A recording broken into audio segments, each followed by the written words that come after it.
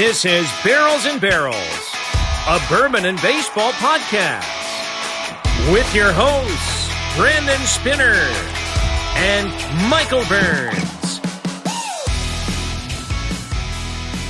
Well, hello and welcome into Barrels and Barrels, a bourbon and baseball podcast. Hi.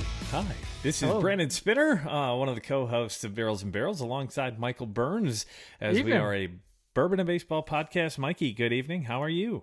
I'm doing all right. I'm a little under the weather. I don't think it's going to affect my palate, but it might affect my mood, Brandon. So it might affect your mood. Yeah. Are you in a rough mood?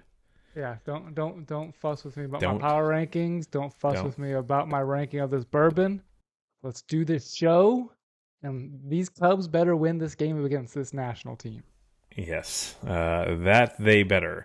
As you're joining in, thank you. This is Barrels and Barrels, the Bourbon and Baseball Podcast, episode 24. So let's jump right into it, Mikey. Last week, we started a brand new segment, The Best to Wear the Number. So this week, we'll start it at the top of the show.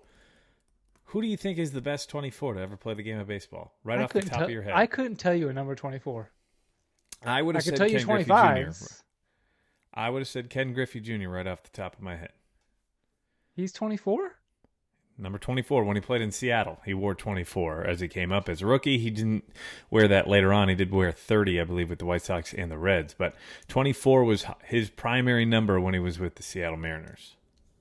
But as I looked it up, Willie Mays. I don't think we're going to beat Willie Mays. Say hey, kid. No, right. Him. Ricky Anderson was 24, so there's another really good number 24. Miguel Cabrera was 24, or is still 24 right now with the Tigers. Did you know that Barry Bonds wore number 24 for a majority of his career as well? Okay. When he was with the Pirates, Bonds, I knew 25. I've got a list up now. There's some good 24s. Yeah, Manny Ramirez. I think it's more of today's names, because back in the day it was 1 through 9, you know? Yeah. Well, that was for the Yankees. Willie Mays. Was it? Willie Mays was number 24. And I believe that's why Ken Griffey Jr. wore number 24. For Willie Mays, I believe so too. Yeah. I want to say too. So are we going Willie or are we going Ken Griffey Jr.? Miggy's right there, you know, as a Hall of Famer. Future Hall of Famer, but Willie Mays is number one. This list agrees too. Yeah, Willie Mays number one. I think I'd put Griffey two. So welcome into the Willie Mays episode of Barrels and Barrels, the Bourbon and Baseball podcast, number 24. Before we go any further, I do want to shout out everybody who subscribed on YouTube here within the last week or so. We are now up to 120 subscribers. We made our goal of 100 through the weekend. We are now here on May 4th with this recording. That's when this is dropping. We're recording on May 3rd. But we jumped up 26 subscribers in the last week. 26 in a week. Let's go. 26. Let's go. So a big shout out to all of you who subscribed recently. We're talking Dylan Crow, Boom Cunningham, T. Bucher 13, JMKGU, Kyle Eaton, who is also Braves and Bourbon, Scott C., and Greg Madden. Not Greg Maddox or not John Madden, but Greg Madden. If you joined and subscribed on YouTube, thank you. Welcome in. If this is your first episode, we are a Bourbon and Baseball podcast. We're trying to get to 150 subscriptions, maybe by next week. And speaking of YouTube, you can find us on youtube.com/@barrelsandbarrelspod. We're throwing out a lot of content that you're only seeing on YouTube or on Facebook Reels. So head on over there if you want some exclusive content, not just from the podcast itself, but some videos about some cool stats. Michael had the Bryce Harper's Back video that you can only see on YouTube or on Twitter as well. You can find us on Twitter at Barrels and Barrels. Again, the letter N in the middle of Barrels on Twitter. On Instagram, we're almost to 1,000 followers, Mikey. This close. We're so close. Last check, it was so like close. 986. So we're almost to 1,000. We'll have a giveaway when we get to 1,000, so look out for that. That is at Barrels and Barrels Pod on Instagram, and on Facebook, we're really starting to blow up as well. We're more than 300 followers. We were at 100 followers about a week and a half before I went to the Cubs game. There we go. Since then, I think that's two and a half weeks. We've jumped up on Facebook by 200. So thank you to everyone. We're growing. We're becoming even more and more expansive across the country. You may be listening on Spotify or Apple Podcasts. You can find us on Amazon, Google Podcasts, iHeartRadio Podcasts. We're now on Stitcher. If you are listening on Apple Podcasts, please hit the 5-star rating at the bottom of the episode. Or if you're on Spotify, rate us at the top right there where there's the star and you can rate us. We're at 15 out of 15 stars on Apple. So thank you to each and every one of you who has reviewed us and rated us. And we're going to go right into this bourbon or whiskey rating because this week I think we're going to be drinking a rye. Michael, we are going with Art of Alchemy, blend number 1, which you actually got this bottle for me. Yes. In Nashville. Well, while we were stumbling and bumbling, rumbling in Nashville. Yeah, we're at Brinkman's, right? We were at Brinkman's, one of my favorite spots to go to up there. Always a great conversation, and then his bar in the back. He's just like, you got to try this. You got to try this. And that's how we tried this, and we were like, we should probably get it. That's how I buy half the stuff I get there. I'm like, I walk in, I'm like, I see a bottle, I'm not buying that, and then I try it, and I'm like, that's coming home with me. There were 2 bottles like that, and we went with this one. This one is Art of Alchemy, as I mentioned, blend number 1, very new to the scene. I think they are just now on to blend number 2. This is an MSRP of $89.99, and this kind of has a little bit of Bardstown to it. In the fact that on Bardstown Fusion and Discovery, they list the blends on the bottle, so you know where the whiskey is coming from. This is a mix between 3, 6, and 8-year bourbons and rye whiskeys. So that's why I said we're drinking a rye today, because 70% of this is rye whiskey. 70%, you said? 70%, and then 30% of it is bourbon. It says right there on the bottom on the label, as this comes in 110 proof. I'm not going to have a mash bill on this thing per se for the whole bottle, but I will have a mash bill for each individual whiskey that is in here. So This is a blend of, as I mentioned, 3 different types of whiskey, mixture between Kentucky and Indiana. So that is 3-year rye whiskey, 20 out of the 40 barrels. So half of this is a 3-year rye whiskey. So this is going to come in at 3 years, since that is the lowest year on the bottle. This 3-year rye whiskey comes in at 80% rye, 12% corn, and 8% barley. Again, that is 50% of this blend. And that comes from Jim Rutledge, a master distiller from the Rutledge Distillery. You may know that name because he's very, very, very influential. He was the master distiller at Four Roses for a long time. And he branched off after retirement. I believe in 2015 he retired after like 20 plus years at Four Roses. And he started his own company. But this is 50% his whiskey, his rye whiskey. You may know him now as the guy who puts out Cream of Kentucky, if you've ever seen Cream of Kentucky. Yes. Yep. So that is a Rutledge distillate.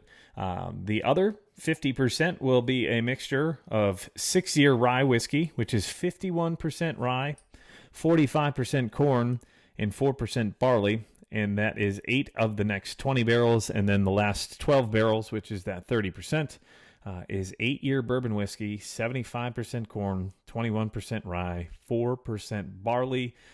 This is bottled by Bardstown Bourbon Company in Bardstown, Kentucky. So I'm going to tell you, while one of those is from Indiana, the other one is from Kentucky because this is juice from Kentucky and Indiana. So some of that is MGP, some of that's Bardstown, and the other 50% is Jim Rutledge, master distiller of Rutledge Distillery, 3-year rye whiskey. So a lot to this. That's what happens when you blend things, similar to how Barrel Craft Spirits or Bardstown Fusion is, or Discovery, where it's a blend of several different whiskeys.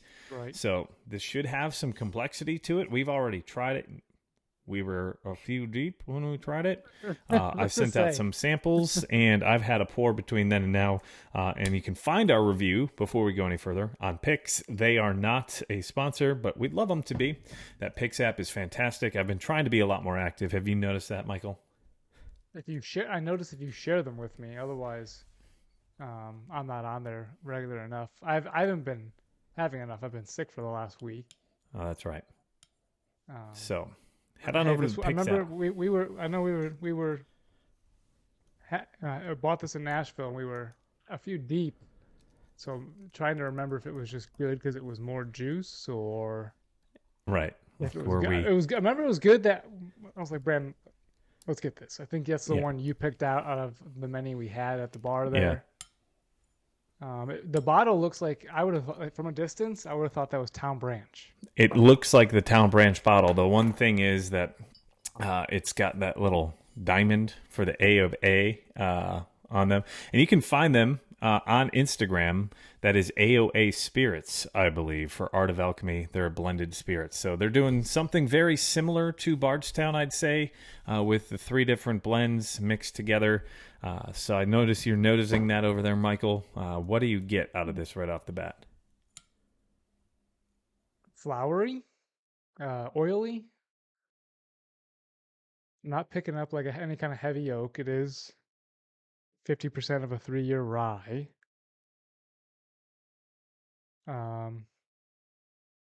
Nothing. What would I start with? Flowery, oily, citrusy. Yeah, I got citrus. Citrus for sure. No vanilla, no caramel.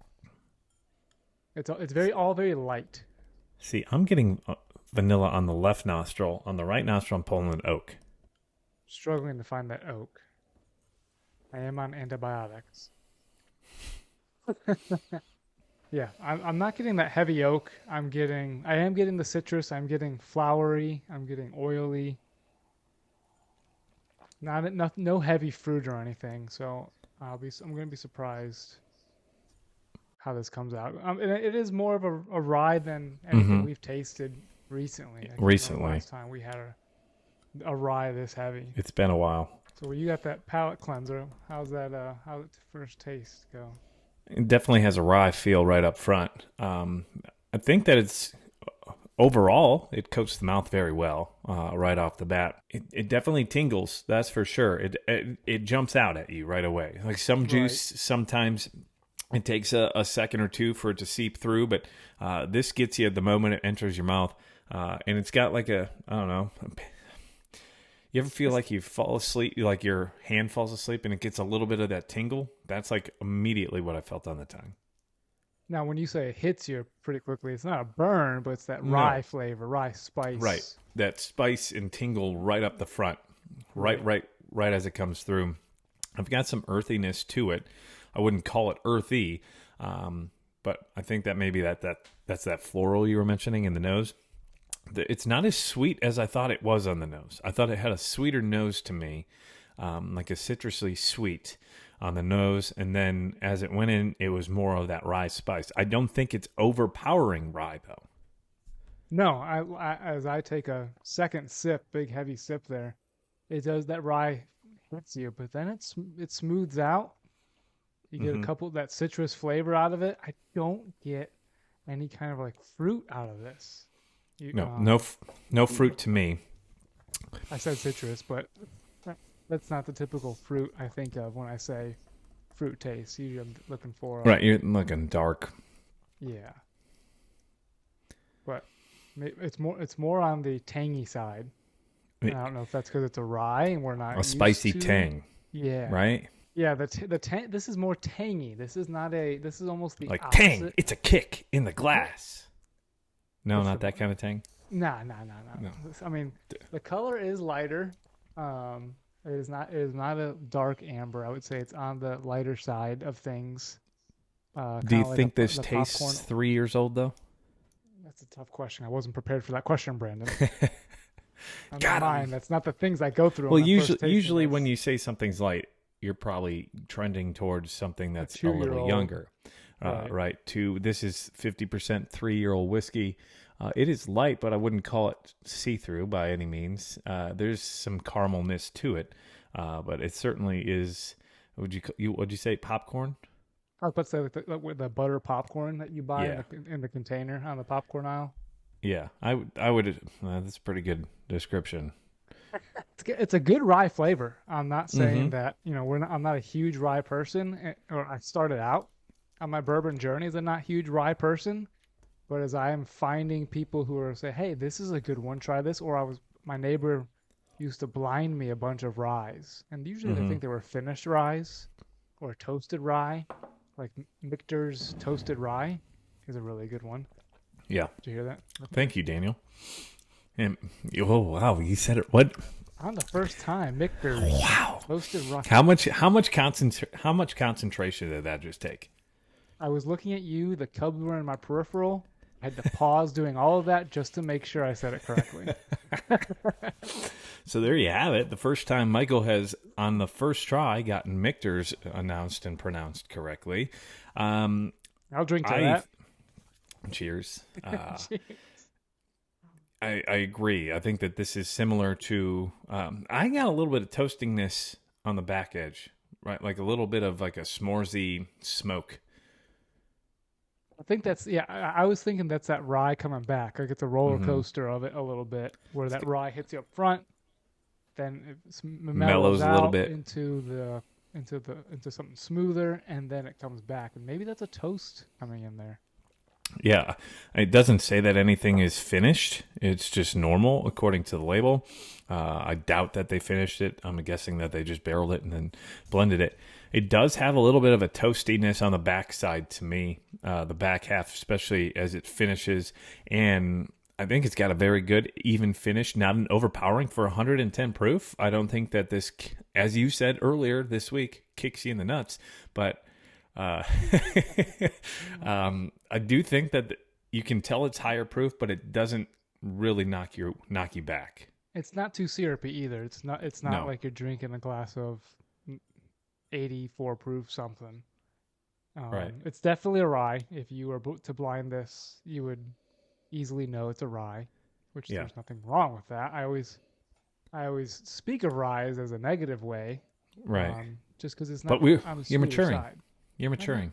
As I try different things, my palate matures with me. As does with you, right? As you mature, so does your palate. Yes. Yes. On our Barrels and Barrels of Bourbon and Baseball podcast rating scale, which you can find on our Instagram page at Barrels and Barrels Pod, but also ranging from Hall of Fame right there at the top. 1% of baseball players make it into the Hall of Fame. 1% of whiskeys, I would say, make it to the Hall of Fame. From there, a little bit more welcoming, the All-Star ranking. All-Stars on every team. You've got All-Stars on your bourbon shelf, on your whiskey shelf, on your bar, wherever you have that whiskey. You've got 3, 4, sometimes 5 that are like the best that you've got outside of those Hall of Famers, and that's what All-Stars are. Everyday player is an everyday bottle that's always going to find a home on your roster, always going to find a home on your bar. And then behind that, it is a bench player. A bench player is someone who comes in every once in a while, mixes things up.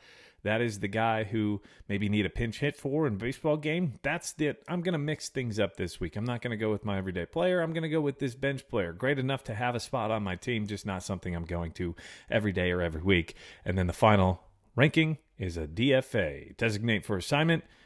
Get out of here. We want you not anywhere near us. You're off our team. I don't want you in my glass. I do not like that hat. I do not like that hat. That is like our 7th Go Dog Go reference in the 24 episodes that we have had. So, Michael, rate this whiskey. Being I'm not a rye person, I do enjoy a rye every now and then. I think this does have a good rye flavor. What it's missing for me is some sweetness. Mm-hmm. If it the rye flavor is good up front, but if it would have give me a little bit of brown sugar, I might rate this higher. But for me, this is something I'm just going to go to every time I want something different. So for me, it's a bench. It is a bench for Michael. I agree with everything you said there. I do think that it is lacking a little bit of that sweetness, which is what you would hopefully be looking for here or there. I do think it mixes up very nicely, though, with that everyday lineup, right?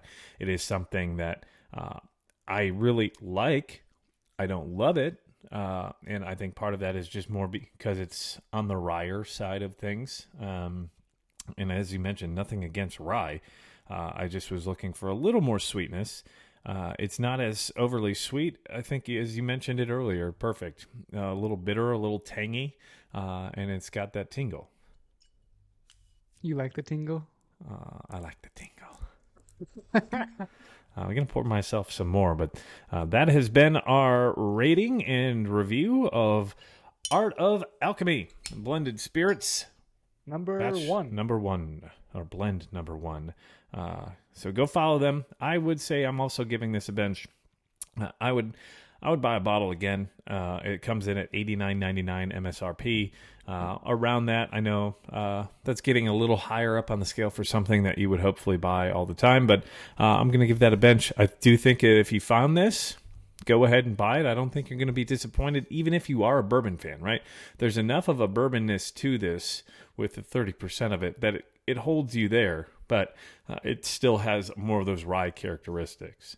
and it's a sharp rye. It's not a smooth rye. There is a sharpness to that rye off the rip. Right. So I think rye folks, people who really dig ryes, would really enjoy this one. Exactly. But if you're more into the smooth bourbon, it's a every now and then kind of guy. Change of pace. Yeah, a definite change of pace. Submarine pitcher that comes in and just throws guys off. Yeah. Chad Bradford from the side. Oakland Athletic. Moneyball. Let's go. Yeah. He was also a White Sox and an Oriole, I believe. But that is baseball. And this is a bourbon and baseball podcast. So transitioning, we're heading right into trivia. This is kind of how we bounce back and forth between bourbon and baseball. Trivia. So, Michael, last night we had the debut of Bryce Miller, who we'll get to in a second. He pitched 6 innings, but he struck out 10 batters. Who is the last pitcher in their major league debut to strike out 10 batters? I watched the game. When they had that highlight up, I'm pretty sure. I almost want to say I even took a photo of it and sent it to somebody. I don't think it was Spencer Strider. I think that's the easy answer, but I'm going to go with Spencer Strider. And is that your final answer? Of course. Of course. And that is not correct. It comes in, at the time, he was a Cleveland Indian. Now he's a Cleveland Guardian. Tristan McKenzie, who had 10 strikeouts and 1 walk in his major league debut, August 22nd of 2020. That would have been that COVID season, and it was against the Detroit Tigers. But what a game last night, and Tristan McKenzie's not a bad arm either. Right. It's really unfortunate. He's got a slow start to this season with a shoulder strain. But yeah, last night's game, I don't know if you want to get into it now, Brandon. Bryce Miller versus Mason Miller, 2 highly touted pitching prospects. Mm-hmm. When's the last time it's pretty rare, but it was very exciting. You couldn't turn it off once you realized what was going on. Right. No hitter versus no hitter through the 5th inning. Yeah, and one of them was a perfect game. Right? Was Bryce's a perfect game? Bryce's was a perfect game through the first 5 innings. He actually got it out in the 6th before he gave up the hit. And then it ultimately scored a run. So his debut was 5 perfect innings versus another rookie, Mason Miller, who went through 7 no-hit innings, finally got to 100 pitches and had to come out. So like, all right, it's 1-0. Can he get the win? This is the longest he's ever pitched, by the way. Mason Miller's never pitched more than 5 innings in his minor or major league career, I believe. Even in the minors, he never made it past 5 innings? Even in the minors, he never went past 5. I think he has a young minor league career. So that was his longest career ever outing. Right, I'm not opposed to them taking him out with a no-hitter, right? Like, even with a no-hitter, I'd rather pitches. At 100 pitches, yes. Especially with the history of how deep he's never been into games, I'm fine with it. And where the A's are at right now in the standings. But unfortunately, Mason Miller looking for his first win on a possible no-hitter. The bullpen blew it, I think, on the first 2 batters. I think a double and then a knock right away. And the Mariners came through and won that game 2-1. So Bryce Miller did something that hasn't been done in the American League before. You've already heard this if you follow us on YouTube, because we put out a YouTube short about this. But Bryce Miller had 6 innings, 1 earned run. So that's an ERA of 1.50. But the most incredible thing was he struck out 10 in his major league debut and walked 0. And that had only been done twice before by Johnny Cueto, who did it with the Reds, and then Steven Strasburg, who did it with the Nationals. So amazing start to, and the Mariners really need him right now, honestly. Right after losing Robbie Ray, for Bryce to Mm-hmm. come up and show that against the A's team, which I wouldn't say the A's offense has a couple of names that can swing the bat. Ruiz, who came over from the Padres, is a top prospect. Mm-hmm. Brent Rooker, who Who is just won actually MLB Player of the Week? yeah, is the numbers he's producing right now at the major league level. Slugging percentage in the 600s.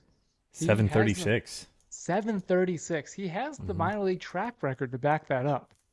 So it's really unfortunate. He's got an OPS of 1.181 right now with 9 home runs, and he's batting 333. That's tied second. The major league home run record or leader right now is 11. Patrick Wisdom. I believe it is Um, now 12 because Max Muncy hit a walk-off grand slam today. oh, did he? Like within the last hour? At the end of the day today, I believe it was at like 6 o'clock our time. Yeah. Okay. I just missed it then. I was looking at stats trying to prove somebody that Patrick Wizzy P Wizzy is worth rostering in fantasy.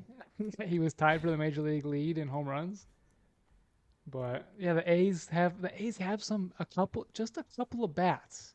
And if you Mm-hmm. look at who they had recently, if you just add back in Matt Olson, Matt Mm-hmm. Chapman, Sean Yeah. Murphy, Mm-hmm. they don't have a terrible team.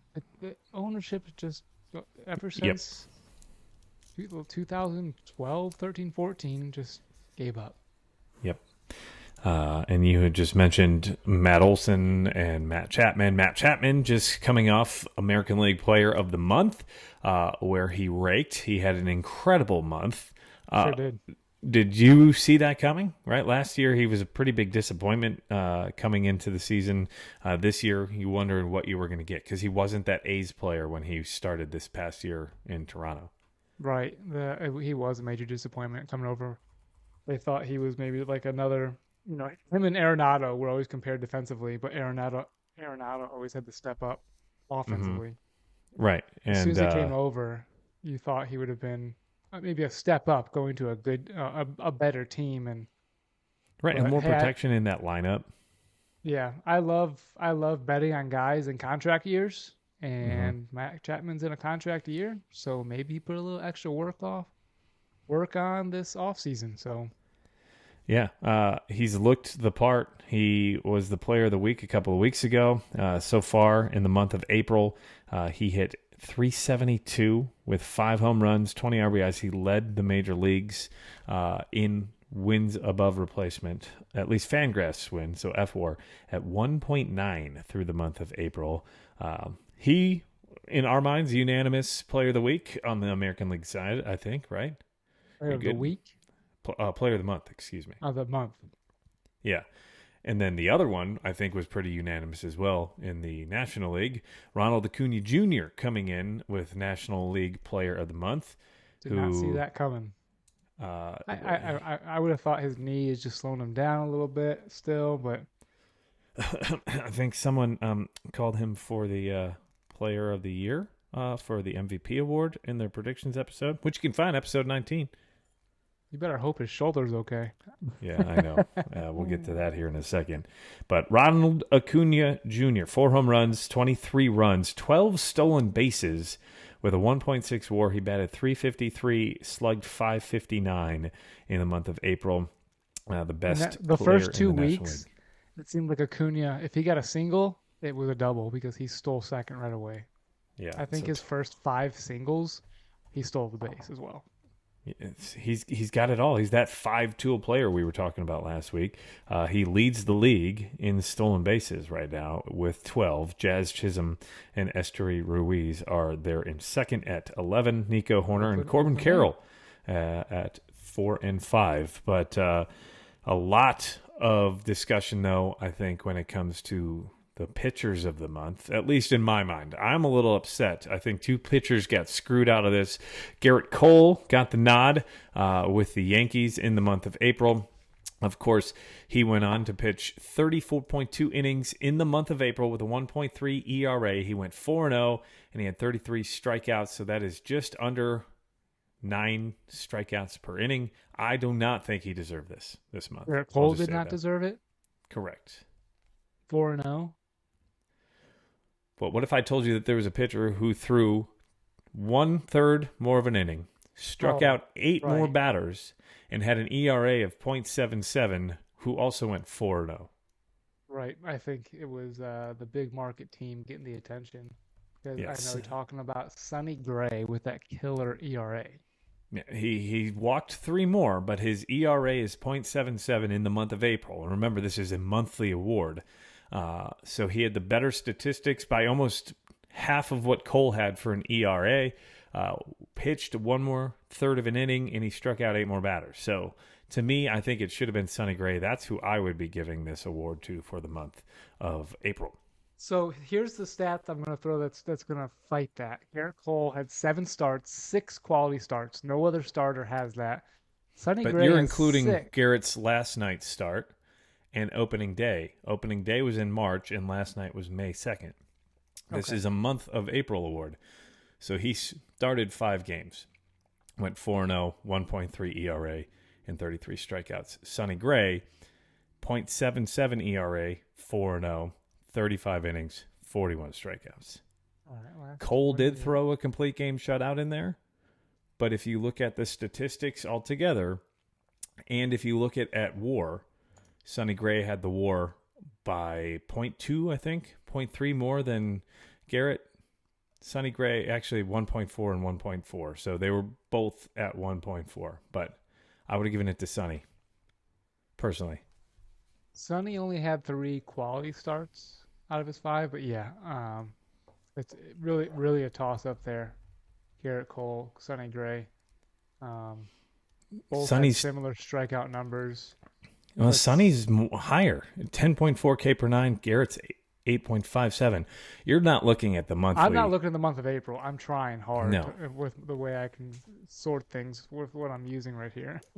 You go to Fangraphs. So I see Nathan Eovaldi of Texas, Kevin Gausman in Toronto, Sonny Gray, Minnesota, and Garrett Cole of the Yankees all share the same 1.4 WAR, but those first 2 guys only have 2 wins. Sonny Gray, Garrett Cole both have 4 wins. Mm-hmm. Their ERAs are Nathan Eovaldi's is 3.393 or is 3.93, and Kevin is 2.33. So Sonny and Garrett are way lower than that. Way lower. Sonny's is almost nearly half of Garrett Cole's. Right. Higher strikeout rate. Maybe they win that by that batting average of balls in play. Or they're just taking into account that Garrett Cole got plays for the Yankees. Yeah, that's probably part of it too. And I think that's part of the progress and process of why the NL Pitcher of the Week got his award as well. Now, he had a credible month, but I don't think Clayton Kershaw deserved it. He went 5-1 in 6 starts with 38 innings pitched. He had a K per 9 of 9.71 and a 1.2 WAR with an ERA of 1.89. I think that the player who deserved it was Zach Gallen out of Arizona, who at the end of the month had 28 straight. Let me put this in perspective. 28 consecutive shutout innings. That is 3 complete games in a row, basically, without giving up a run. 28 innings is 1 inning more. I could have even argued Spencer Strider was better than Kershaw. I don't know where they get Kershaw from.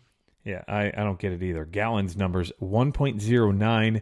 He was 4-0 in 33 innings pitched, 44 strikeouts, which comes out to like a 12.5 strikeouts per 9. And Kershaw's was under 9, I believe. So Kershaw had a good month. He just did not have a month where I thought he was deserving of player of the month, pitcher of the month. Spencer Strider had nearly 15 K per 9. It's insane. 15 K per 9 in 5 games started.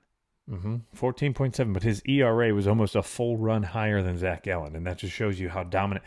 Gallen was 1.6. The next best National League player for a pitcher was 1.3 for FWAR. So he was basically a whole half game better than anybody. Yep.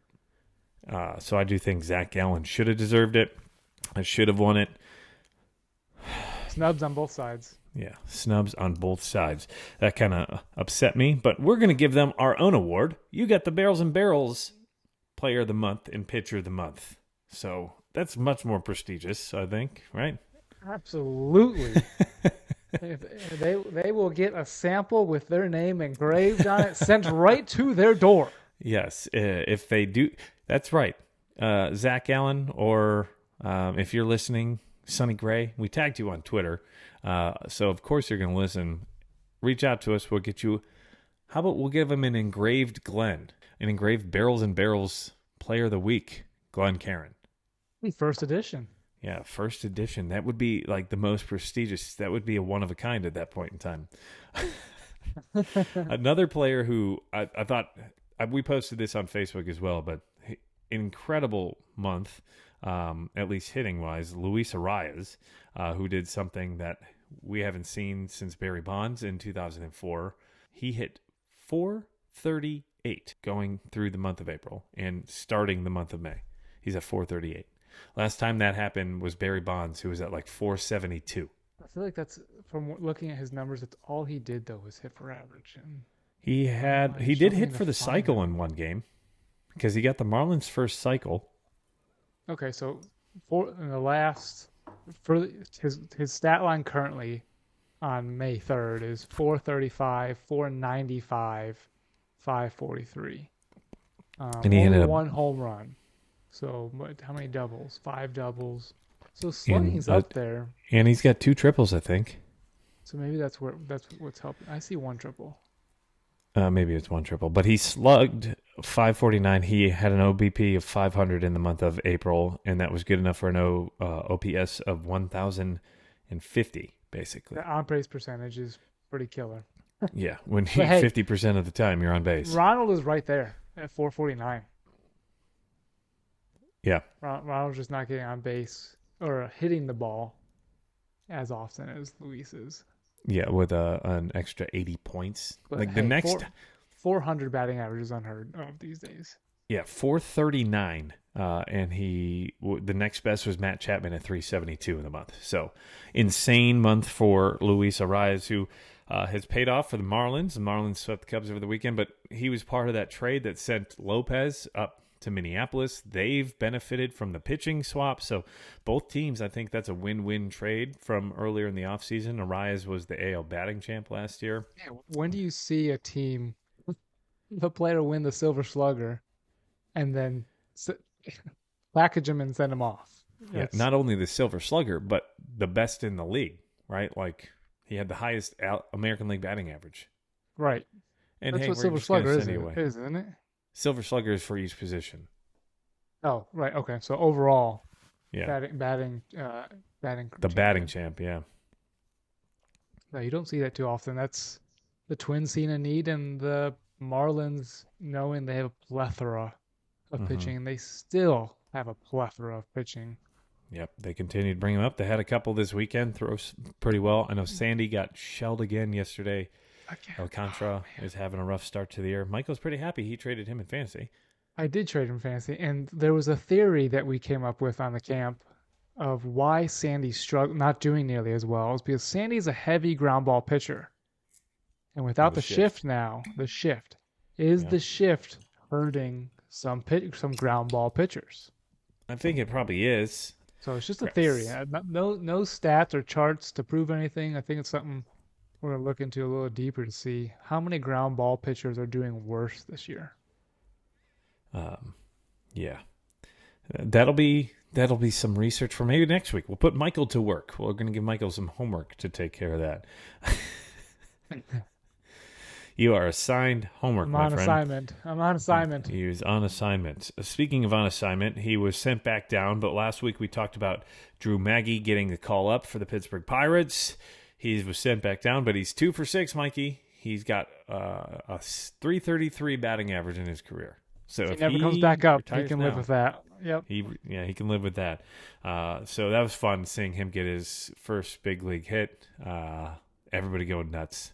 That kind of stuff gives me chills. of him getting his first hit and getting up like that.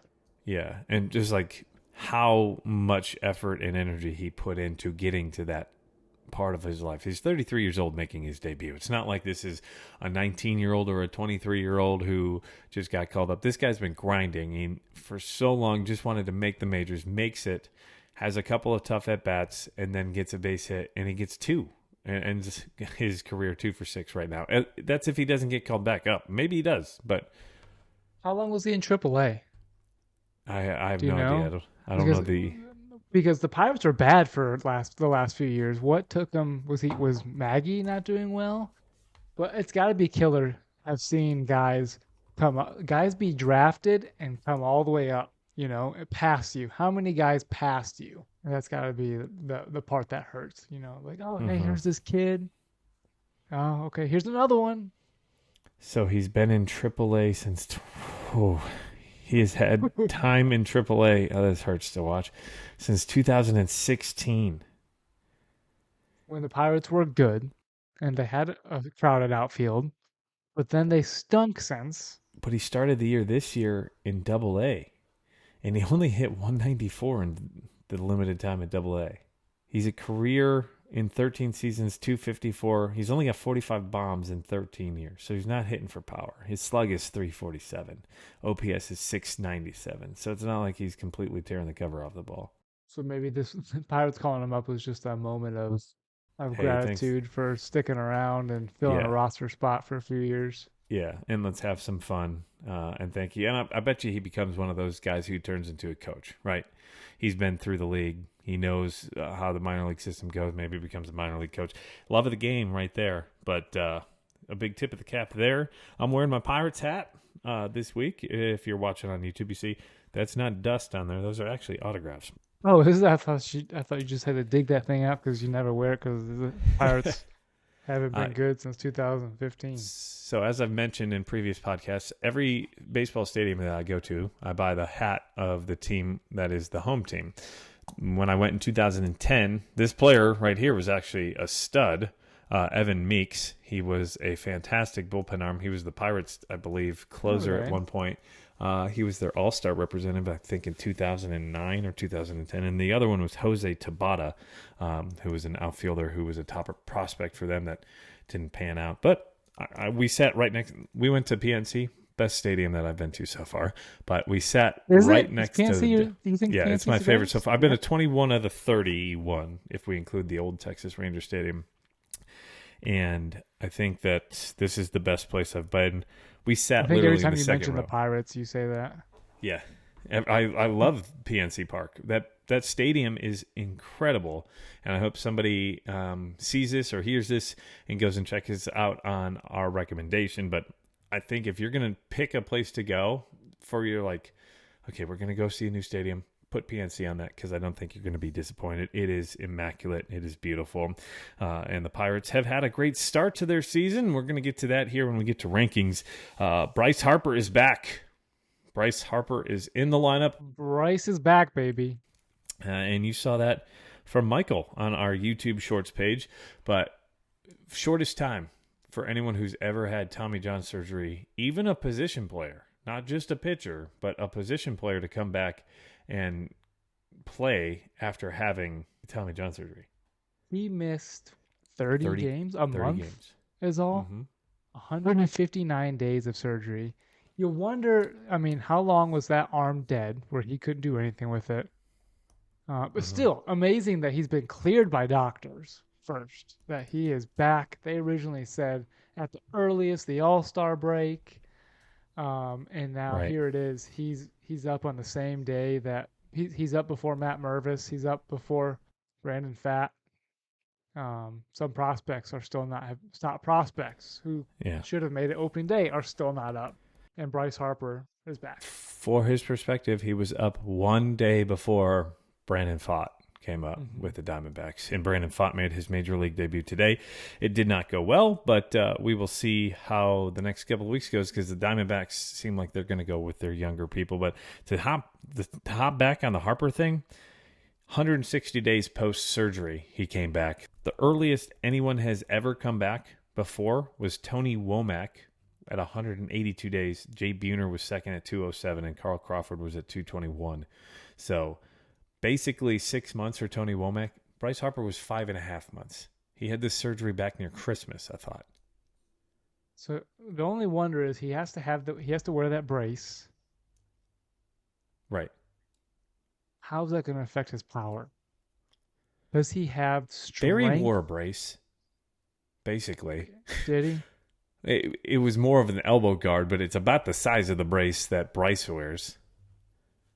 I just worry about what it's going to do for Bryce's power. Whether he could have waited and did some strength training on it more if he was cleared for that. I know that's the biggest deal with the elbow is like you can't do any kind of press. Mm-hmm. You can't do any kind of curl. You can't work that arm out. Right, for 5.5 months, so 160 days. On my bad, that was around Thanksgiving then, because we were just now into the month of May. So 5 months would be the start of December and then an extra 10 days. So right around Thanksgiving is when he had that surgery. That's insane. It's going to be interesting. I think it's a boon for the Phillies, who were already starting to turn things around and play better until the last 2 days where they've lost to the Dodgers. But having him back in the lineup, even the presence, right?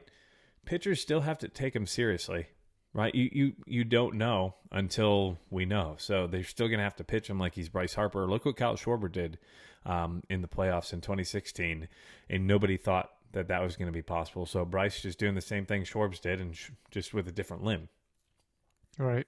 And missing less time of games because it wasn't during the season where he had the surgery. It was during the offseason. No, very excited for not just the Phillies, but for baseball. There's a hashtag going around for the Phillies, MV3. MV3, yeah. He did he win it with the Phillies 2 years ago? I think in 2021 he was with the Phillies already at that point, I believe, right? Yo no sé. No habla inglés? No sé.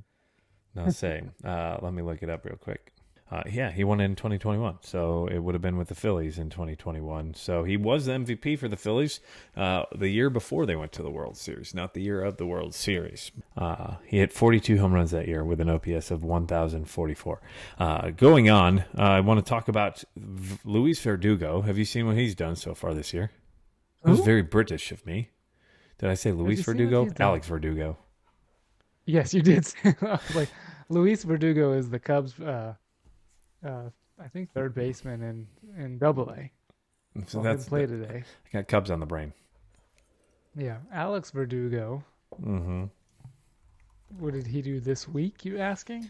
Not just this week, but what he's done so far this year. No, I have not seen that. Let's see. I got him right here. He's batting .318, 5 home runs. Mm-hmm. He's already got 3 walk-offs so far this year. Yeah, he's got a good fantasy line. Good. That's the first thing Michael looks at is the fantasy line. Kyle Hendricks over here. That's my fastest way I know of getting to statistics. Look up of getting statistics. He's the number 2 scoring fantasy player behind Acuna, but he's still 28 points behind Acuna. Mm-hmm. That's crazy. But yeah, he had a walk-off home run the other day against the Blue Jays, and then that was the 12-9 game, I believe. But that was his 3rd walk-off of the year, and I think the record was David Ortiz at 5 for a Red Sox franchise. So he's almost there, and we're a month and 3 games into the season. Hey, this is just a little tidbit into power rankings, but the Red Sox are the 3rd highest scoring team. Mm-hmm. And runs scored. They're also one of the highest when it comes to giving up runs, but they have been on a stretch. They're 6-4 in their last 10. They are 3 games above 500, and we will get to that more in our power rankings. Speaking of power, there was quite a bit of it, even if you want to call it fake power, on Saturday night in Mexico City. Oh, gosh. Did you know that about the altitude ahead of time? Yeah, I bet the over in that game. I pounded the over. It was 15.5, and the game ended with 27 runs and 11 home runs. Yeah, so the altitude was 2,000 feet higher than Coors Field, and the fences were shorter than in Coors Field. So to me, it was equivalent of basically playing on a Little League field. Backyard Baseball 2001, the shed in the middle of the field. Yes. That is basically what this was. Backyard baseball, that's a throwback. We might talk about that here in a second, too. But the San Diego Padres and the San Francisco Giants combined for 11 home runs in that game. And how many back-to-back home runs? I think there was twice. Well, did you see what Brandon Crawford did? No, I know there was 4 back-to-back home runs. Yeah, 4 back-to-backers, as in like 4 total home runs, so 2 rounds of back-to-back, or... Yes. Yeah. I think so. And I think Soto and Xander did it. And Xander did something with that home run that has never been done before. By hitting the home run in Mexico, he became the only player to hit a home run in 4 different countries while playing a Major League Baseball game. So is that Mexico, U.S., Canada, and London? Yeah, London would be in the country of England, though. Okay, sorry. I just know they do the London. It was funny. Well, you were just like series. Mexico, United States, Canada, London. That was the only city. One of these. This is not Barrels and Barrels and geography, Brandon. This is bourbon and baseball. Okay, there's no geography in this. And we lose the thinking when it comes to the bourbon. Maybe we should start doing the reviews at the end, because then we're thinking clearly through the baseball part. No, then we'll rush to the baseball to get to the drinking part. I know. Yeah, so Brandon Crawford hit a home run that was overturned. And then he hit another home run on the very next pitch, I believe, or later in the at-bat. And very next pitch. Very next pitch. And it went like 438 feet to left center field. So like, oh, you're going to take that one away? Okay, I'm just going to hit one even further. And off the bat, it didn't look like it was... I mean, it looked like he hit it hard, but it didn't look like he hit it that far. That ball went 15 rows deep in the left center field. How often do you see a ball go 15 rows deep in the left center field as an opposite field home run? No, you don't. Something's wrong there. That's the kind of ball that you barrel it up and you're like, oh, here's a routine pop fly, and it is 20 rows deep. Bellinger's under it, and that ball's gone. Oh my gosh, second deck. That one just kept on going. Yeah, insane. Like, this just puts into perspective how small that stadium was. 438 left center field, opposite field home run. And they want to put a team there. Yeah, they're going to have to build a new stadium if that's going to happen. They put the over-under in the second game, which was Yu Darvish and Alex Cobb. So all the sports books were like, we just got slammed with the over the day before. We're going with 20.5. I believe the game finished like 8-4. So it was way under. So if you bet the under, congrats to you. I may have done that. Thank you, Philly Godfather, our guys over at phillygodfather.com. As far as that game, that was insane. Xander did, again, as I mentioned, hit that home run, making him the first to hit it in 4 countries, as Michael listed them off. England, also the home of London, Canada, USA, as well as Mexico. But we put that out on YouTube, so you already saw it if you watch us on YouTube. So there's another shout out. Go subscribe to our YouTube page. That is at Barrels and Barrels Pod. Injuries. We talked about Acuna getting hit by the pitch. We talked about Robbie Ray getting hurt. I believe he's out for the year. Undergoes Tommy John surgery. Tommy John? Oh, okay. Yeah, so he's done through the middle of it. You said Ronald. Ronald did play tonight. Okay, so did he come back? Hit a home run. Okay, classic Ronnie. But then his other outfielder did exit early, probably about 15 minutes before we started recording this. Michael Harris, he reached for first base, and as he went to stop, it looked like he hyperextended his knee. Did walk off under his own power, but those knees can be a little finicky. So hopefully, trust me, I know. Nothing more. Oh, do I know that the knees can be a little finicky. But Robbie Ray, he's out for the year. 8.1 ERA and 3.1 innings pitched. So he hasn't really helped the team. That team needs them. Some Bryce Miller to really play well. Luis Castillo has been probably their best pitcher, but Flexen hasn't been great. Logan and Kirby have been okay. Marco Gonzalez has been all right, but they're going to need that depth from Miller as they go through the next couple of weeks, because Robbie Ray was your best lefty, and you're losing him. you're in trouble on that mark. That was the team I picked to win the World Series. He was going to be a big part of that. Him and his butt. You see how big his legs are? Who? Robbie Ray? Rays? That's just because he has super tight pants on. They're just the tightest. No, you know who's got the tightest pants belong to Karinchak with the Guardians. Go look up. I got to send a picture. My buddy was at the Yankees-Guardians game, and right now they're actually in the bottom of the 10th inning and about to probably win the game over the Guardians right now, here in the bottom of the 10th. With one out, they've got runners at second and third. But after we just did play-by-play, very poorly, so to say. So another Karinchak. injury today. Kyle Wright exited his start early after only 2 innings with shoulder, something with his shoulder. So Kyle Wright. Well, they continue to put pitching out though. Is Soroka back? Soroka's supposed to be back, I think, this week. But Kyle Wright started the year with a shoulder problem. This is only his 3rd start. So you wonder if it's still lingering. Right. You hate to see it. Just like Tristan McKenzie's injury is shoulder strain. And those muscles take a long time to really relax and calm down. Yeah. But the two probably biggest names are probably the 2 biggest free agents that just signed. Aaron Judge, who re-signed with the Yankees. He's out with a hip injury. He just went to the 10-day DL. 10-day IL. That is kangaroo court. That is a fine of $1. Anytime we say the Indians out of context or we say DL, we're going to have to fine each other $1. Deal? $1? Yeah. A chug. So here's what we'll do. We'll put it in a fine jar, and that money buys a bottled review. How about that? Okay, cool. We just did some Barrels and Barrels accountant work right here live on the episode. But Aaron Judge and Jacob DeGrom. DeGrom leaving with elbow. Yeah, man. I started going through Facebook, and some of you guys may be listening through following us on Facebook, so thank you. I was going through Facebook posts commenting a picture of like a box, fragile, handle with care. That's what pretty much you were going through Facebook, and I think you're just... Ever since we put our power rankings out, the power rankings seem to irritate people. Oh my God. I think you just took that and ran with it and started with some of the comments. It did irritate one group, and the Yankees just went on a walk-offs to win 4-3. But for our power rankings, we are just let's jump right down into that right now, Mikey. Power rankings. Last week, I thought that we did a pretty decent job for our first time.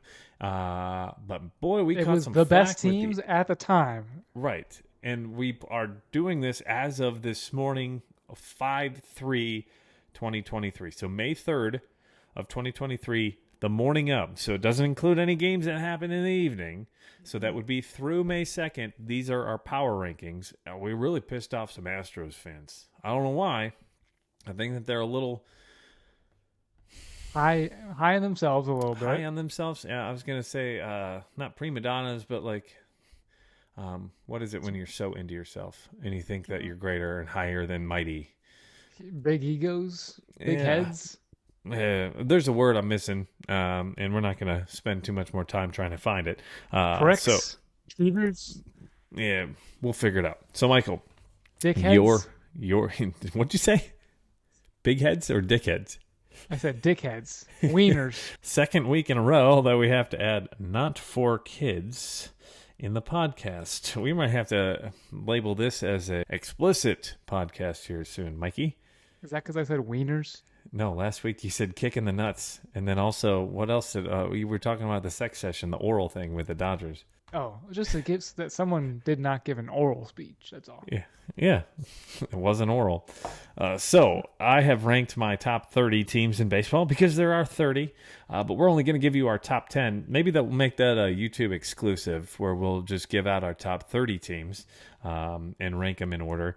But I think we're probably still in a line with the top 2 teams in the league. Yes, that did not change for neither of us from week to week. So that is Tampa Bay and Atlanta. Had some arguments last week. Why Tampa Bay? If you're saying that scheduling didn't matter or scheduling was easier, strength of schedule. at the time they were 20-5. They had won 80% of their games. Like, how do you not pick them? Doesn't matter who you play. If you went undefeated at home, right? And they had, at that point in time, they had only lost one game to the Astros. So all the Astros fans, we beat them twice, but whatever. And they're still atop the league at 25-6. And then the National League East leaders, the Braves, at 21-10, who are now the best team in the National League at 21-10. They are our second team. Hard to dispute that. I've got, in my top 10, I've got 3 team exits, and 3 new team entries. And I have at least 2, maybe 3. I have 2 different teams. They're just in a much different order. Okay. My third team is the Baltimore Orioles. They have been very good in the last week or so, playing some very good baseball. And also, they're second in the AL East behind the Rays. They're 20-10 after losing today, though. So at the time, they were 20-9. So put that in perspective. They were 20-9. On a 3-game winning streak. On a 3-game winning streak at that point in time, and they had won 7 out of the last 10. They had been playing very good baseball as of late, and they're a young team. They're finally clicking. They're 4.5 games back in that division, and they are 10 games above 500. Yeah, that's the Rays' hot start there, and you wonder where the Rays would be without it. Right. They're 7-3 in their last 10 still. I had the Orioles 1 spot lower at 4. At 4. Just because of the team who I have at 3, which made the biggest jump in my overall rankings, and it's the Pittsburgh Pirates. Yeah. Pittsburgh Pirates I have as the third team because they came in and they kicked the Dodgers' butt. They did, and then they went on and had a very good weekend against the Nationals. I believe they won 2 or 3, and they swept a doubleheader on Saturday because they got rained out on Friday. The Pittsburgh Pirates, who are currently 20-11, but at the time of the rankings, they were 20-10. They have lost 3 in a row as they play the Tampa Bay Rays tomorrow. That was a fun series, right? The fact that the best team in the National League and the best team in the American League were heading off against each other in the same week.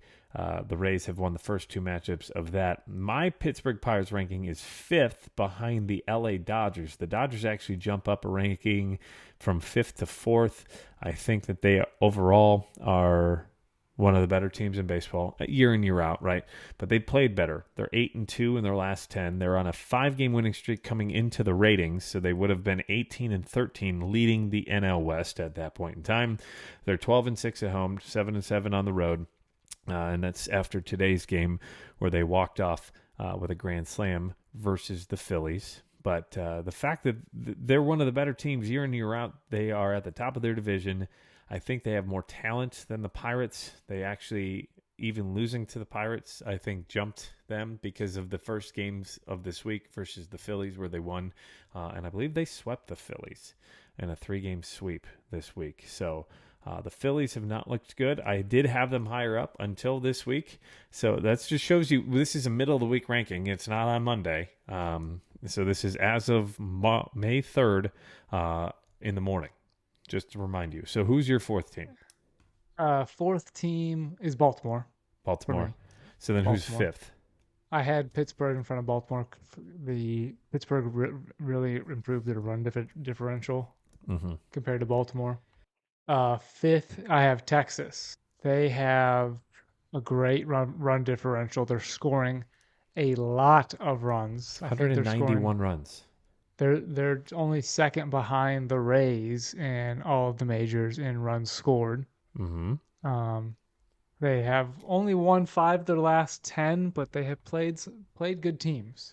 They got swept by the Reds in a 3-game set. That was the one thing that I think dropped them down my list last week, remember? But since then, they have been 5-1 since our last rating. They have played very good baseball. They played the Diamondbacks. But not only that, they had a really good weekend. Yeah, Josh Young taking off and giving it to him. They took 3 of 4 from the Yankees And holding Yankees in 4 games only to 8 runs. I see that Mm-hmm. right? Eight Yeah. runs in 4 games. And they won Um, 15-2 in the final game of that series on Sunday. on Bluebell Ice Cream Sunday. There we go. So, Bluebell Ice Cream Sunday. So that is where you have them at 6, right? Yep. No, I got Texas at 5. Oh, you have Texas I at got Texas 5. at 5. At 6, I've got the Dodgers for The the same Dodgers. reasons that you stated. Okay, so we're in pretty much lockstep with our teams in the top 6. I have Toronto at 6 ahead of Texas because until the last 2 days, Toronto had been raking. They lost the last, I believe, 2 to the Boston Red Sox, but between then and now, they were 18-10. Toronto has lost before today on 5-3. They've lost 3 in a row. They went and swept the White Sox last week, which isn't too hard to do, but they did it. And then they played the Seattle Mariners, went 2-3, and they were winning Game 3, 8-4. They gave up a grand slam in the first inning, and then they didn't give up a hit for like 3 innings. And then actually the Blue Jays came back. The Mariners came back 8-10 to win on Sunday. But yeah, they're scoring runs. They did have that rough end of the game on Sunday. In the last couple of games against the Red Sox, they've given up a decent amount of runs, and that's why they've lost. But they are a powerhouse. 6 games above 500, a 600 winning percentage so far through 30 games.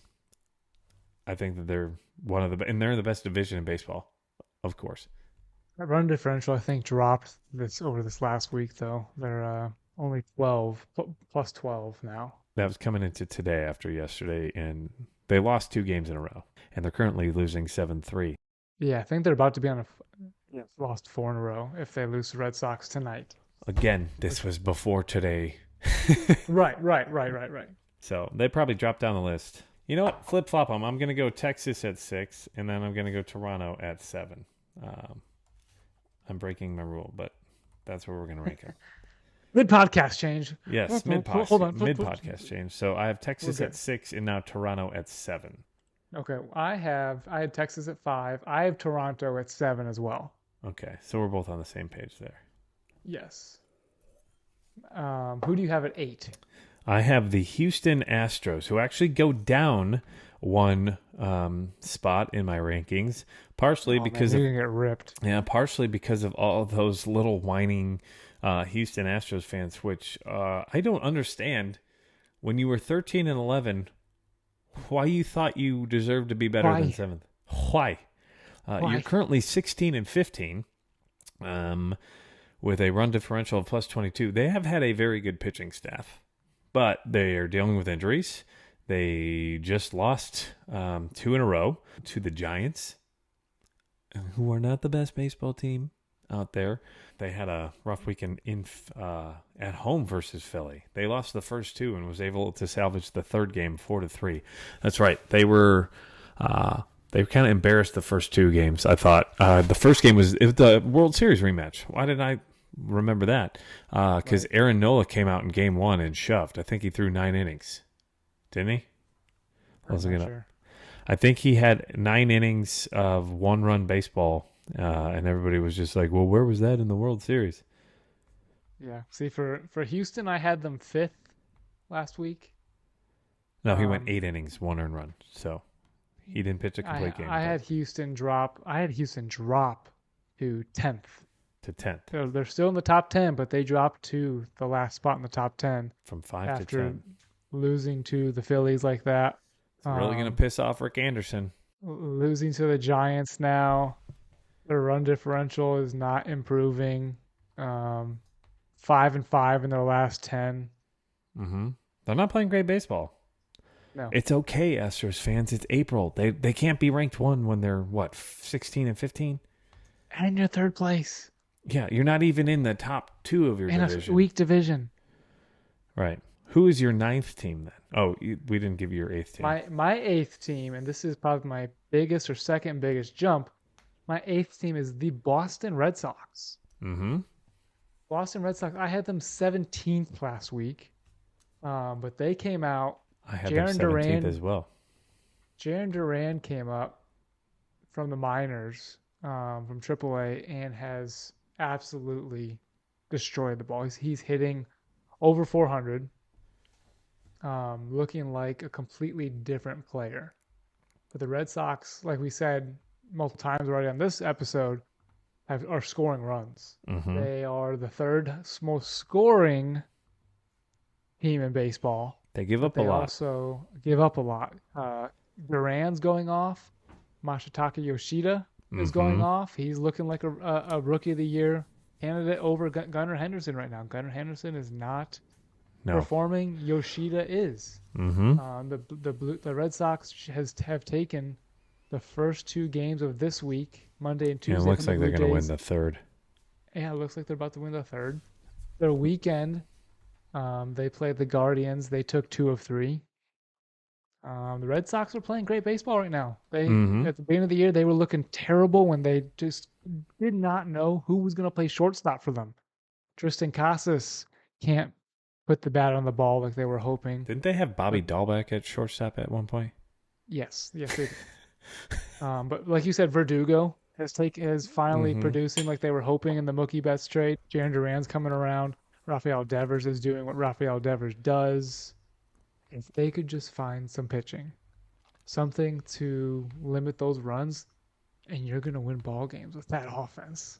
But, I mean, they're right there with the Rays in runs scored, but almost giving up almost double. Not quite double. Their pitching has been a disappointment for sure. And I mean, Chris Sale's not been terrible, I don't think, right?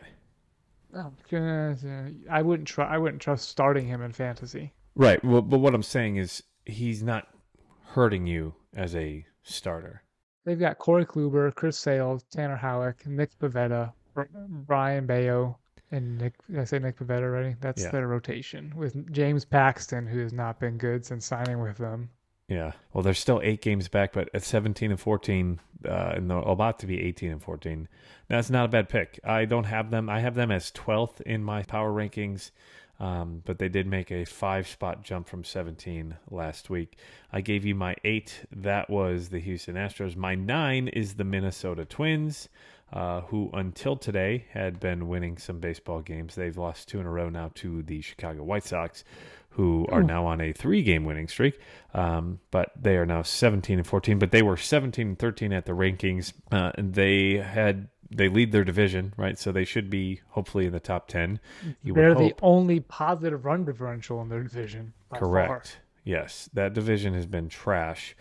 Even with the Guardians, they went 3-4 versus the Royals, and then the week before they had beat the Yankees 2-3. They won their series versus the Yankees for the first time in like 21 years. They hadn't won a series versus the Yankees in 21 Yankees years. are in last place now. Look at that. Right. Yep. And they are down in my power rankings. So they are not playing good. But we talked about that, though, at the beginning of the year. Remember I was saying that the depth on that team, if Judge or Stanton got hurt, and lo and behold, they're both hurt, what that lineup would look like? Yikes. Yeah, like who's around there with Judge? They just got Harrison Bader back. Right. Does that and make he you came feel up better? yesterday. Sure. They did just walk off the Guardians again. But yeah, as you mentioned, the Twins, the only run differential by like 44 higher than the second place Cleveland Guardians, because the Guardians are 19 below. Oof, minus 19 run differential. Second place and you're under 500. Yep. Who's your 9 team? I got Minnesota as 9 as well. Run differential, Sonny Gray, Bailey O'Bear coming up, pitching. Lopez? Bob Lopez doing well. O'Bear is a guy that they really just never wanted to give enough time to as a low prospect for them. And he's producing for him. He I think did a spot start again this week and gave him a quality start. Yeah, they've got Byron Buxton, who has been great. Joe Ryan has 5 wins for him. Joe Ryan, absolutely. But Sonny Gray, 77 ERA. Yeah, .77 ERA. We already touched that in the podcast earlier. But the pitching has been, I mean, you're looking at Pablo Lopez with 46 strikeouts leading the team. Joe Ryan. Tyler Mahle, who was a former Red, he's got a 3.16 ERA. They're starting pitching, and you got Kenta Maeda, who's not been good. He's got a 9 ERA through 4 starts. But Bailey Ober, who's got a 1.59 ERA in 2 starts. So their starting pitching has been good enough. They're a top 10 team in my mind right now, and they're leading their division by multiple games. And you know who's not producing for them? Carlos Correa. Yeah. Well, he just had a home run taken away from him yesterday in Chicago. Carlos Correa is not producing for them. If I look for him on the shortstop rankings, let me keep scrolling here. Still looking. I gotta do Control F to find him. He is down there he is batting a 206, 291, 361 for Minnesota. Oof. Down there with Elvis Andrus, Chris Taylor, Javier Baez. Yeah, Javi's been rough too. You see Javi change his batting stance? He did, but that's just until the ball starts approaching and then he winds back up. Again. Yeah. Now his head's moving in even more. And I think he just got lucky on that daddy hack. Yep. And then, so you're Minnesota as 9 as well. I am going with Astros at 10, as I mentioned. Who's your 10th team? I thought you mentioned the Astros already. Oh, did I put them at 8? You got them 8. Oh, I'm looking at yours. You're looking at me, numbnuts. Numbnuts, man. Michael is one that you don't want to F with today. Milwaukee Brewers are 10th. They are the biggest fall for me. They went from 3 to 10 in the standings. That is a big fall for you. What'd they do, Brandon? They're 4-6 in their last 10. They've lost 2 in a row, I believe, to the Colorado Rockies. They lost at least one of those. Their pitching is the best part of their team, right? Theoretically, but Woodruff's out, I believe. Corbin Burns. Mm-hmm. Yep. Corbin Burns, I don't think, has had the best start to the season. They lost the final game versus the Angels, but they went 2-3 versus the Tigers last week. They won 2 games versus the Angels, but one of those games came down to one was 2-1 and one was 7-5, and that 7-5 game, the tying run was at the plate. So it's not like they clobbered the Angels and then they lost 3-0 versus them on Sunday and are now on a 3-game skid or 3-game skid. So they just don't have the hitting. No, they don't have guys hitting for high average. They're got only hitter who's hitting in the 300s is Victor Caratini, who's only played in 10 games. Yeah, they've only scored 130 runs. That was another part of it. The Cincinnati Reds have scored 131 in 4th place, and the Cardinals, who are in dead last in the division, have scored 124 runs. So the last place team has scored 6 less runs than you in that division. So that's where I have Milwaukee, and you have Houston. That has been our top 10. You can find this on Facebook as well. We'd love to hear your thoughts. I did have the Phillies a little higher up this week and then knocked them down a little bit after their last couple of losses. I went from 21 to 14. They had been playing very good baseball, but they just didn't quite make the list. And my biggest fall is the New York Mets, I think, from 4 to 11. So the Mets and the Milwaukee Brewers both fell. You had the Cubs drop 9 spots from 9 to 18. I did. Yeah, the Cubs have not played good baseball. They've lost 2-3 to the Nats and got swept by the Marlins. Free Mervis. Free him. Come on. If you want to win ball games, come on, Jed. Knock it off. Before we let you go, a couple things I want to talk to you about. Have you noticed some of the home run celebrations in baseball? I noticed the Mariners with the trident, the jacket. No, that's the Twins. Twins have the jacket. It's a fishing jacket. It's Land of 10,000 Rakes. The Mariners had the trident, and the Braves had the one big hat. The oversized hat that made Ozzie Albies look like Pablo Sanchez from the video game, but. Major League Baseball told them they had to stop wearing it because it wasn't New Era approved, which is the... Well, I don't think it was... I think New Era got upset. Right, but New Era got upset, but Major League Baseball could have just said, let it go. But no, they were like, oh, okay, New Era, we're going to let you control us. Stop having fun, guys. Right, this is the No Fun League. But there's some good teams. The Angels have like a samurai hat. Like a samurai helmet. Have you seen that one? Do just Trout and Ohtani wear it? Trout and Ohtani wear it, and Brandon Drury wore it last week. Brandon Drury had himself a series versus the Athletics. he had a incredible series, but some cool home run celebrations all across the league. And I think they're fun. The Pirates, I think they have a sword. Make baseball fun again. One of my fantasy baseball leagues, the league name is Manfred Circus. Because he's a clown. Absolutely. The Red Sox have dumbbells that aren't amazing, but they've got some puffy dumbbells. I think the Pirates have like a sword. The Braves have the hat. The Angels have the warrior. Had that. That's right. The Baltimore Orioles had like I think they called it the hydration station. It was the Dong Bong, which was a beer bong that they were doing like water out of. The Brewers are using the cheese head thing. I think the Reds are doing a Viking helmet. So celebration, and I think this all started with the Cubs a couple years ago. Remember they had the waffle iron in the dugout, and then they would like do the interviews in the middle of the game anytime someone hit a home run. Right. Yep. Ian Happ, I think, did that. Started that. Yep. Trying to get a little more attention at the time. Yeah. Do you see now Ian Happ for Talking Baseball organization as a group is now the home run leader of the group. He passed Trevor Bluff. Trevor Plouffe? Yeah. Plouffe. Man, you and baseball names, man. Not just baseball names. Yeah, just not baseball names. Michters as well, which we already corrected earlier in this podcast. As a whole. It's okay. With the Nationals, they wear like a presidential wig. Have you seen that? I have seen that one. Is that new era, Manfred? Huh? Yeah, right. Land of 10,000 Rakes, the Trident. The Tigers players are wearing a Red Wings helmet because it's the power play. It's the only thing they got. The Padres this past weekend wore a Mexican mariachi band sombrero, which was pretty fun. I can get on board with that. Yeah, I can get on board with that. But celebrations this year have been pretty fun, but not if you're in Atlanta because Major League Baseball poo-pooed all over them.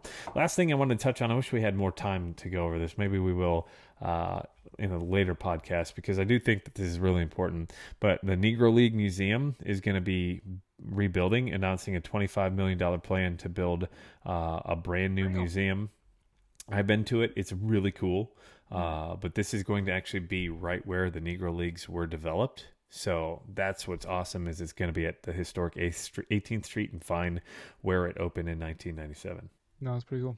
25 million. It's a nice chunk of change for a project. Yeah. So the Negro Leagues Museum is an awesome place. If you're ever in Kansas City checking out a Royals game, I fully recommend that you go check out the Negro Leagues Museum. It is very, very cool. So that has been it for episode 24 of Barrels and Barrels, a Bourbon and Baseball podcast. We're calling it the Ken Griffey Willie Jr. Mays. Nope, we're calling it the Willie Mays episode. Willie Mays. The best number 24. Thank you for listening. If you made it in this far, it's about an hour and a half about how our podcasts have gone as of late. You're watching on YouTube, please hit the subscribe button below. We're at 120 subscribers as we record this episode, so thank you to each and every one of you.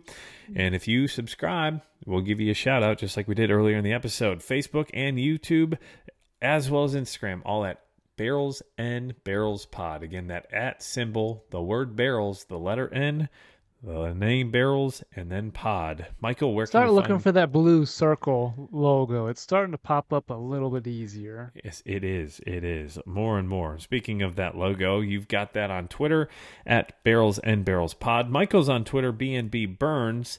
But what about Instagram? Instagram is BNB_Burns. And I am whiskey_weather, the shirt I'm wearing, if you're still watching on YouTube. That is my Instagram account. You can find me on Twitter at WXSpinner89. And if you ordered a t-shirt, yeah. If you order a t-shirt, t-shirts should be going out here shortly. So if you order one. Oh, and next week we have something cool coming up as well. That's next week. That's next week. So we will talk about that in next week's podcast as we get going forward. But if you have any questions or you want to order a t-shirt, send us an email, barrelsandbarrels@gmail.com. We're on Spotify, Apple, Stitcher, Amazon, Google Podcasts, and iHeartRadio Podcasts. This has been an episode full of high proof and high heat. That's what we talk about. That's what we taste, is that high proof and that high heat. Mikey Burns, what do you have for our friends, family, and listeners? Let's go.